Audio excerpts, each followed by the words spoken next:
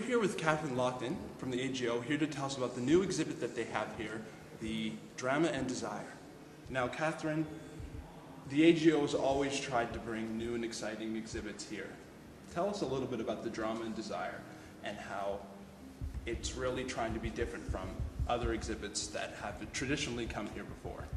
Well, traditionally, of course, we take paintings and hang them on the walls and make beautiful patterns and paint them in beautiful colors. But this time, we've brought the pictures to life in a very literal way.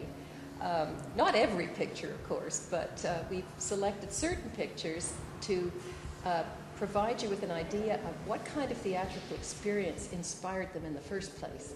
So we've taken a wonderful painting by Joseph Wright of Derby of a storm at sea, and we've projected onto it thunder and lightning and all sorts of strobe lights to create the sense of storm that he would have seen on stage at Drury Lane in London in the 1770s.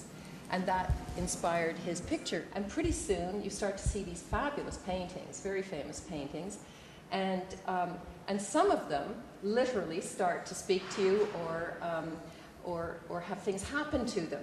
And you can participate in that when you come to the Rite of Derby, which has this wonderful storm effect breaking over it, you can crank the wind and the rain machines and add to the effects.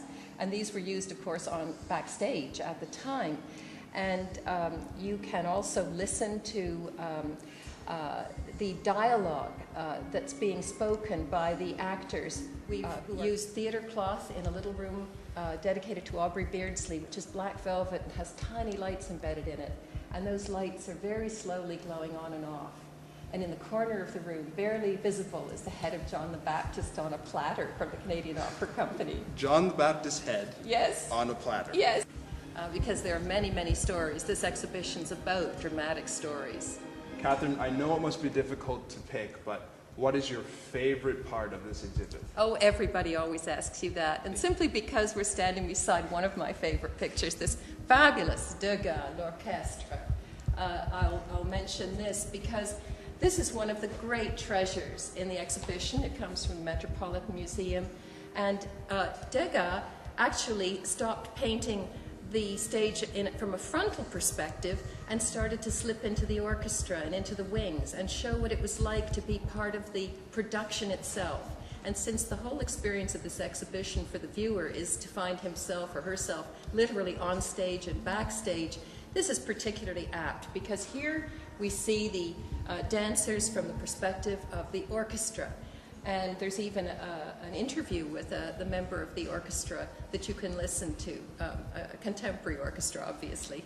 But this is an exceptionally beautiful painting, and it shows the lovely lighting effects that Degas achieved on stage. You can just see the little ballerina's skirts and the wonderfully realistic faces and the way in which photography influenced him, because photography was tremendously important at this moment. The first sort of candid snapshots were being taken, and the way they cut the frame of reference off was picked up by painters. So you really feel like you're there in this Degas. And it's, of course, situated in a beautiful room that looks like the Paris Opera with chandeliers and red velvet curtains and a banquette, the kind of room where the dancers would have met their patrons after the performance. Hi, I'm Kai Fox from Toronto.tv. The AGO has always made an effort to bring masterful and intriguing paintings here to Toronto. One such an example is the new Drama and Desire Artists in the Theatre display here at the AGO.